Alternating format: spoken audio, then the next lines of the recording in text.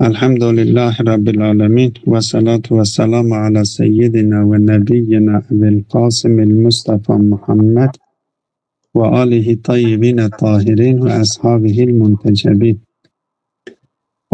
Biz varlık alemindeki kesretin nasıl şekillendiği hakkında konuşuyorduk. Biz içinde yaşadığımız bu madde alemindeki kesret zaten müşahede ediyoruz. 5 duyu organlarımızla bunu görüyoruz. Bu kesretle temas halindeyiz. Bu kesretin nasıl meydana geldiği noktasında dedik ki meşya ile işrakiler arasında bir görüş farklılığı söz konusudur.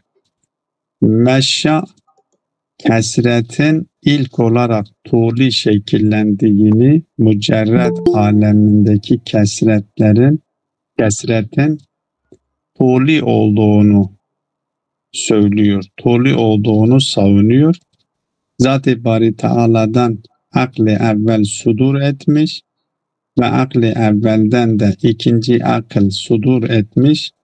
Her sudur eden varlıktaki cihetlere göre bu kesret şekilleniyor. Bu cihetler eğer birinci akılda 2 tane cihet, 3 tane cihet, 4 tane cihet, kaç cihet varsa o cihetler bir varlığın var edilmesine, sudur edilmesine, bir varlığın vücuda gelmesine kaynaklık yapıyor. Doğal olarak birinci illet, ilk illet Zat-ı Bari Teala'dır. Zat-ı Bari Teala ile birinci akıl meydana gelmiştir. Birinci akıl icat edilmiştir. Ve bu ikinci akılla artık cihetler, bir 2 tane, 3 tane, 5 tane cihet, kaç cihet farz ediliyorsa genelde 3 cihet diyorlar. 3 cihet söz konusu olduğundan dolayı bu akli evvelden hem tuğli olarak hem birbirinin erzinde vücutlar, varlıklar gerçekleşebiliyor. Tabi burada meşya akıl üzerinden birinci akıl meydana sudur etmiş, birinci akıldan da ikinci akıl sudur ediyor, ikinci akıldan da üçüncü, 10. akla kadar gelmiş. Ama meşya ve işraklar diyor yok, buradaki mücerred alemindeki kesret erzidir, tuğli değildir. Erzidir nedir? Yani biz Zat-ı Bari Teala söz konusudur. Zat-ı Bari Teala'dan artık bu madde aleminde, cismani aleminde var olan türler ne kadar ise, türlerin sayısı kaç tane ise, Zat-ı Bari Teala mücerred aleminde her bir türün karşısında bir akıl söz konusu olduğunu, bir aklı yarattığını savunuyorlar. Öyleyse onların savunmuş olduğu kesret erzidir, birbirinin dikeyinde değildir. Sadece bir tane illet vardır Zat-ı Bari Teala ve bu illetten madde alemindeki türler sayısı kadar akıl yaratılmıştır. Bu akıllar arasında illiyet ve ma'luliyet söz konusu değildir. Bu akılların hepsi bir tane illetin ma'luludurlar. O illet de Zat-ı Bari Teala'dır.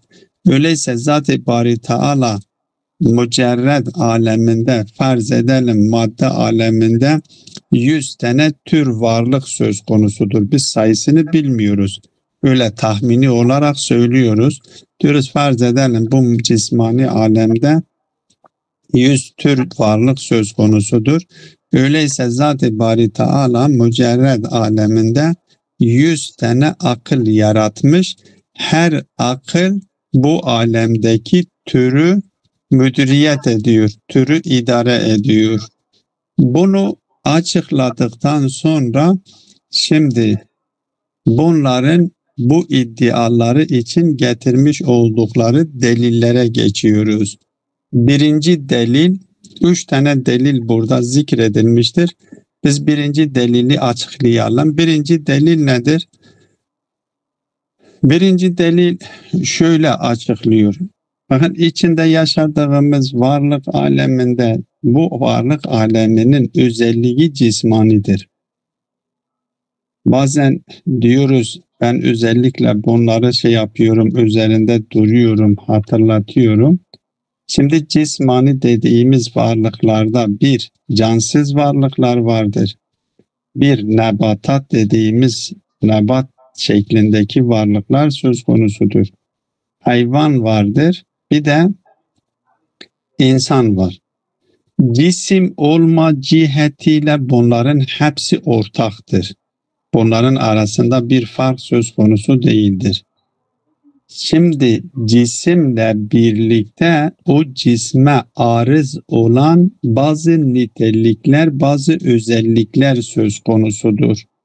Buradaki temel kendisinin bu delilde dayandığı temel unsur burasıdır.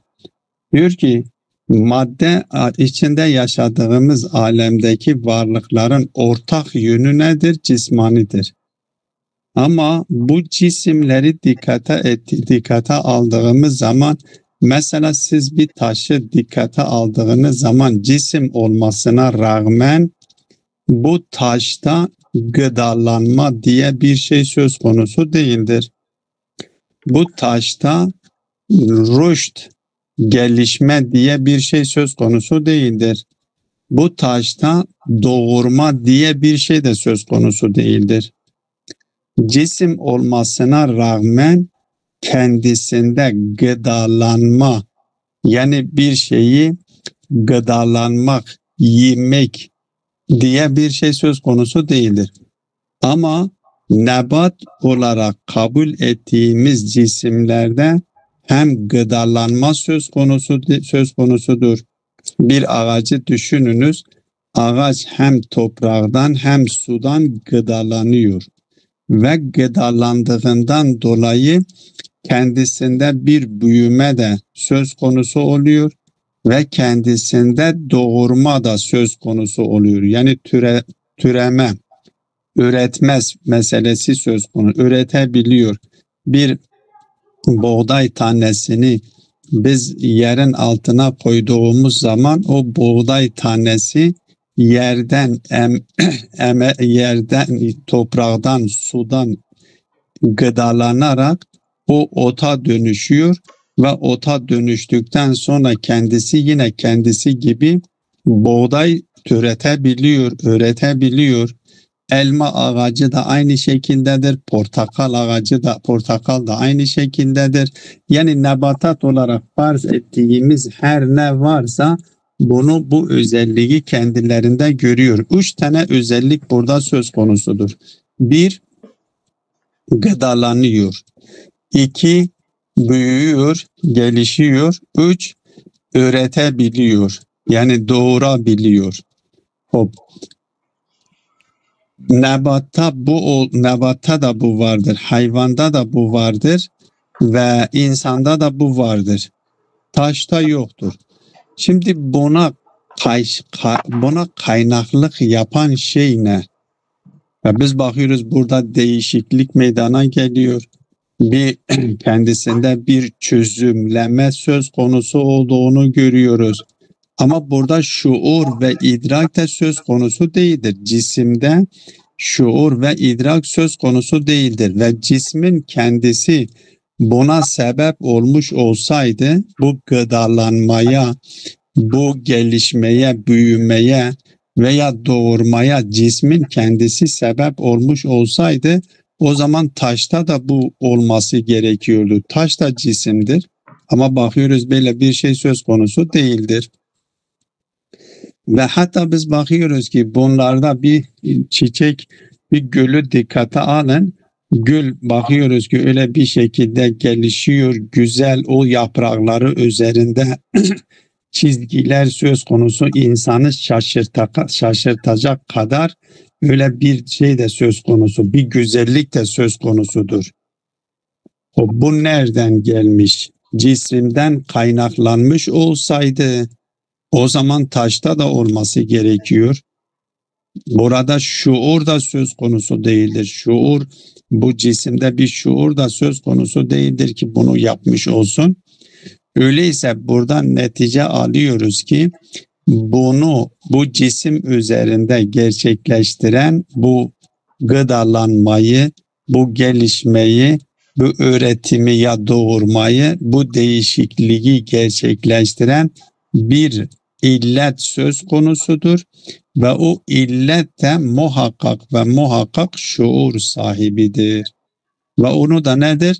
Dolayısıyla bu tür olarak kabul ettiğimiz varlığı müdüriyet eden, buradaki bu istidatları fiiliyata geçiren demek bir illet vardır. Biz ona aklı Rabbun Nev'i diyoruz.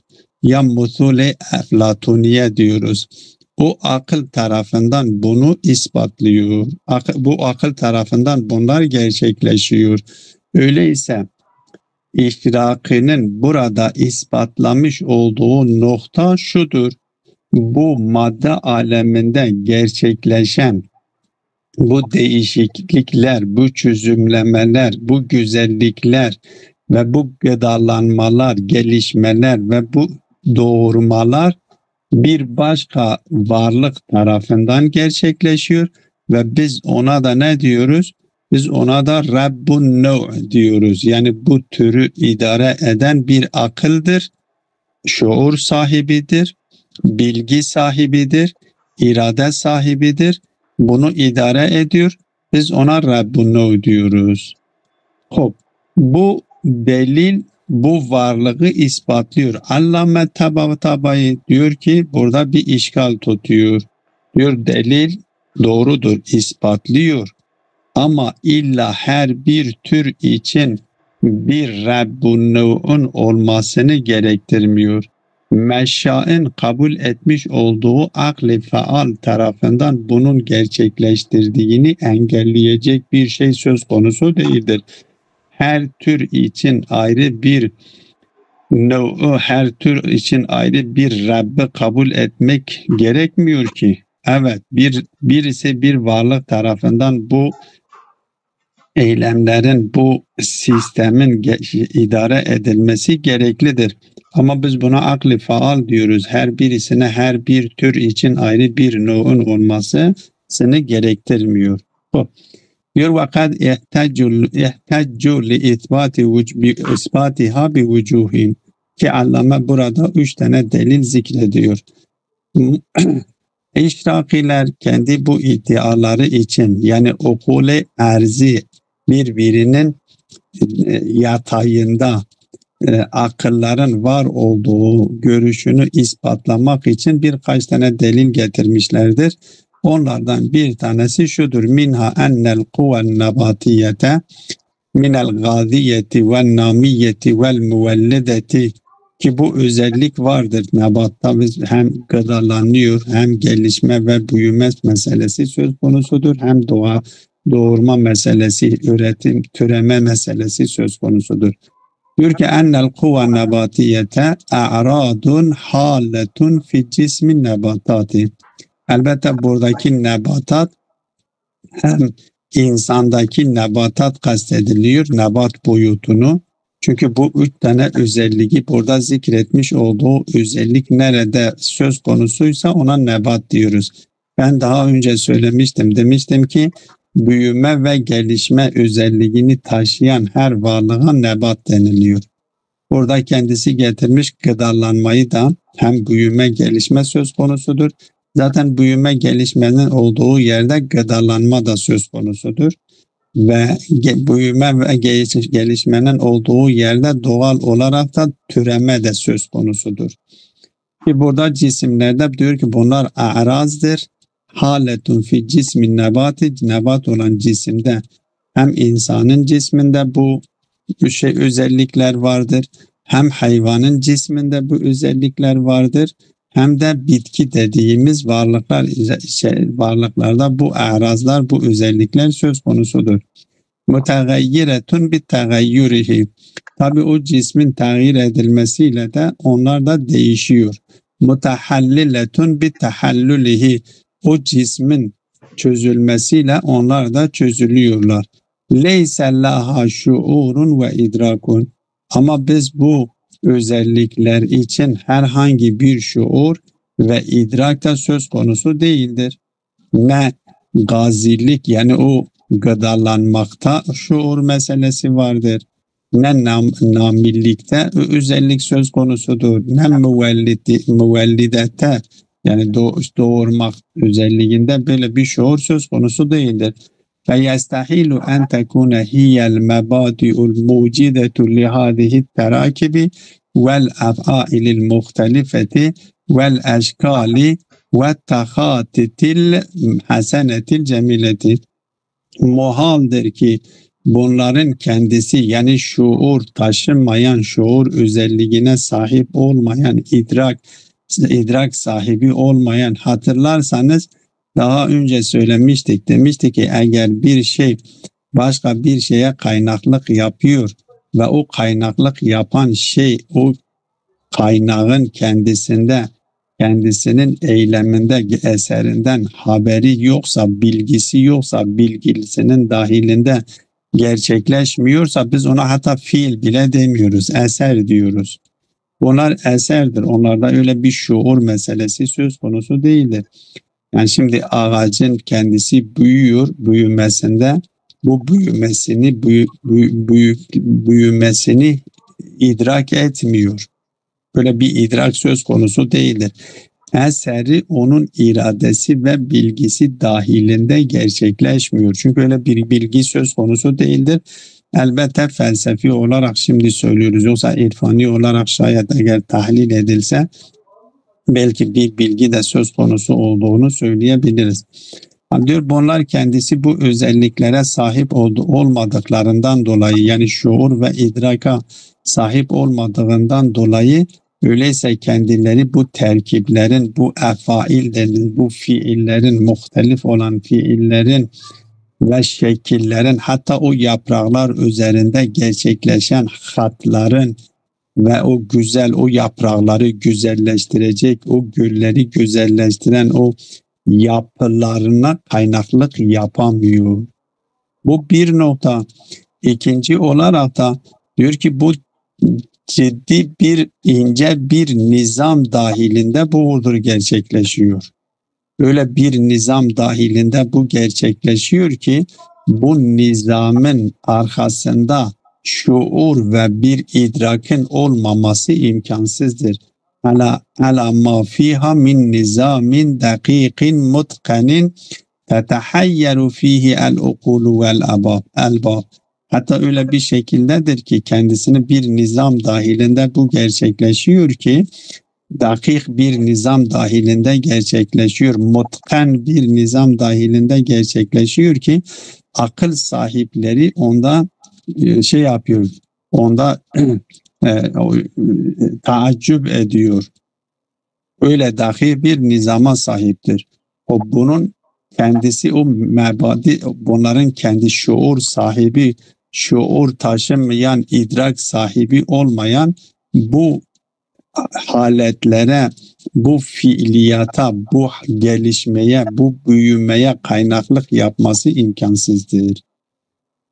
فَلَيْسَ اِلَّا اَنَّ هُنَاكَ جَوْهَرًا مُجَرَّدًا اَقْلِيًا يُدَبِّرُ اَمْرَهَا.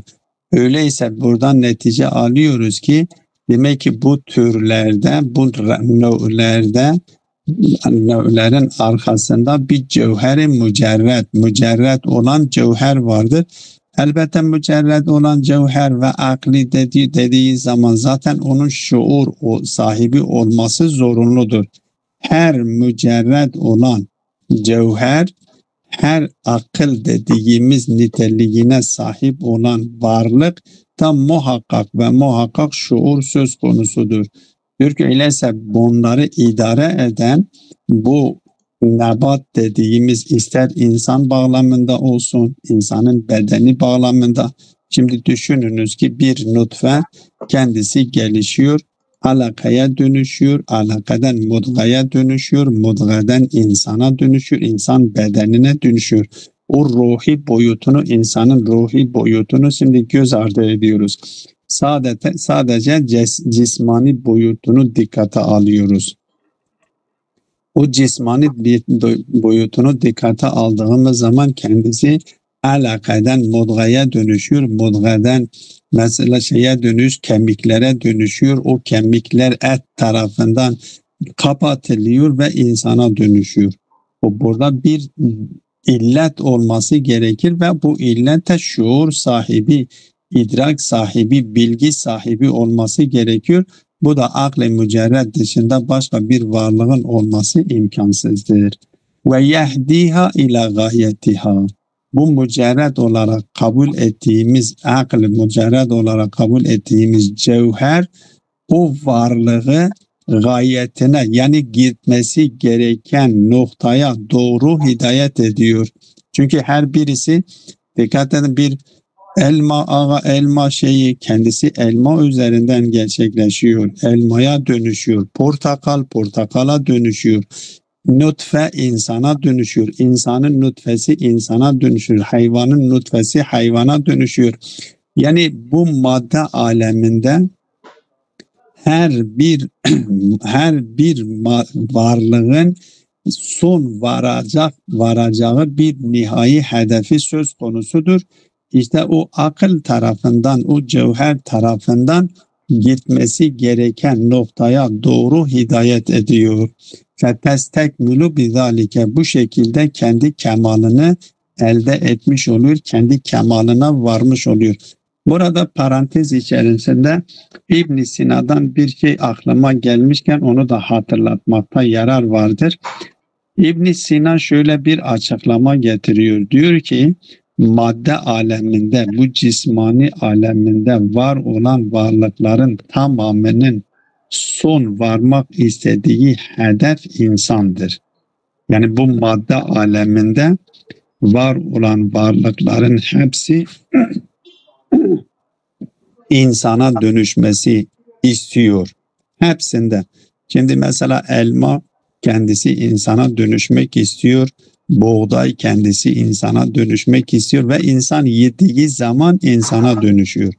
Öyleyse bu madde alemindeki varlıklar bir kısmı insana dönüşüyor ve bir kısmı da insana hizmet eder. O fazlalıktan kalmış olanlar ise insanın hizmetindedir. Aynen bir marangoz gibi. Bir marangoz ağacı getiriyor. O ağaçtan farz edelim bir tane sedir yapmak istiyor ya bir sandalye yapmak istiyor. O ağaçtan bir sandalye yapıyor. O sandalye dışındaki kalanlar da kendisi götürüp ya başka yerde kendisinden istifade ediyor ya yakıyor, bir şekilde başka yerlerde kendisinden istifade ediyor. Bu madde alemindeki varlıkların tamamı insana dönüşmek istiyor. Onların en kemal noktası, varabilecekleri en kemal nokta insan olmaktır. Buradan da bu açıklamayı yaptıktan sonra da şöyle bir sonuç da alıyor. Diyor ki eğer madde alemindeki, cismani alemindeki varlıklar insan olmak istiyorsa, en kemal noktası insandır ve insan olmak istiyorsa, o zaman insanın hedefi ne olması gerekiyor? Çok çok daha yüce olması gerekiyor. Eğer bir insan gelip kendisini insan olmak isteyen varlıklara mahkum ettirerek onların o yüce mertebelere gitmesine engel oluyorsa, diyor ki kendisine çok yazık yapmış oluyor. Bütün cismani varlıklar insan olmak istiyor. İnsan da kendisi bu madde alemindeki varlıklara mahkum ettiriyor ve o maddi varlık, cismani varlıklara mahkum ettirerek yüce mertebelere ulaşmaktan kendisini alıkoyuyor. Diyor ki böyle bu şekilde hareket eden insandan daha zalim bir insan söz konusu olamaz. Kendisini kendisinden daha aşağıda bulunanlara mahkum ettirerek kendini onların seviyesine indiriyor. Şayet bu ayet-i kerime لَقَدْ خَلَقْنَا الْاِنْسَانَ فِي اَحْسَنِ تَقْوِيمٍ ثُمَّ رَدَدْنَاهُ أَسْفَلَ سَافِلٍ. Şayet bu ayet-i kerime buna işaret ediyor. Yani bir insan kendisini bu cismani alemdeki varlıklara mahkum ettirerek yukarılara gitmesi gerekirken o okul alemine doğru, daha önce söylediğim gibi Allah'ta bulunan o kemal sıfatları, ilim, kudret, adalet, rahmet sıfatlarını kendisinde geliştirerek yüce mertebelere gitmesi gerekirken kendisini madde alemine mahkum ettirerek bu madde aleminde sıkışıp kalıyorsa kendisine çok yazlık etmiş oluyor ve kendisi şayet bu ayet-i kerimenin işaret etmiş olduğu anlamın mistakı olmuş oluyor ki esfele safilin olmuş oluyor. Ama her halükarda bu varlıkların okul alemindeki akıllar tarafından öyleyse yapılır, idare ediliyor, işrak diyor. Allame bu delili reddediyor diyor ve fihi enne minel caizi en yunsebe ma nesebuhu ila rabbin o ila gayri. Evet, biz de kabul ediyoruz. Bu alemde gerçekleşmiş olan bu hareketler, bu eylemler, bu çözümlemeler, bu tağyir gerçekten kendilerinden kaynaklanmıyor. Bir mücerret olan bir varlık tarafından kaynaklanılıyor. Ama o Rabbun değildir. Belki o nedir? Belki o meşaen ispatlamış olduğu akli faaldır. İlla Rabbun nispetlendirmeye gerek yoktur. Fe inne ef'ale kullin nev'in müstenidetun ila suretihin nev'iyyeti. Çünkü her şeyin her türde olan fiiller o türün sureti nev'iyesine nisbetlendirir. O faili kariptir. O sureti de akli faal tarafından yapılıyor, idare ediliyor ki bir sonraki delilde de bunu açıklıyor.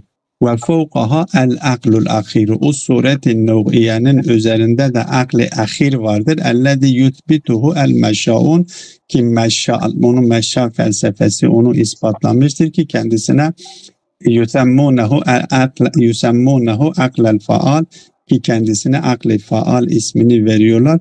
O akli faal tarafından o icat yapılmıştır. Öyleyse bu cismani alemde zikrettiğimiz bu fiiliyatları, bu failleri, bu eylemleri o gıdalanmaktır, gelişmektir, tevlittir. Bunların hepsini suret-i nev'iyeye ki illeti kariptir ona nispetlendiriyoruz ve bu suret-i nev'iye de şeyin altındadır, akli faalın altındadır, akli faal tarafından idare ediliyor. Dolayısıyla meşaen bu görüşünü reddediyor. Yani o kule kesireyi birbirinin arzında akılları kabul etmemizi gerektirmiyor. Evet, bir aklın ispat edilmesini gerektiriyor ama her bir tür için ayrı bir aklın ispatlanmasını gerektirmiyor diyor. Ve sallallahu ala Muhammedin ve alihi tayyibine tahirin.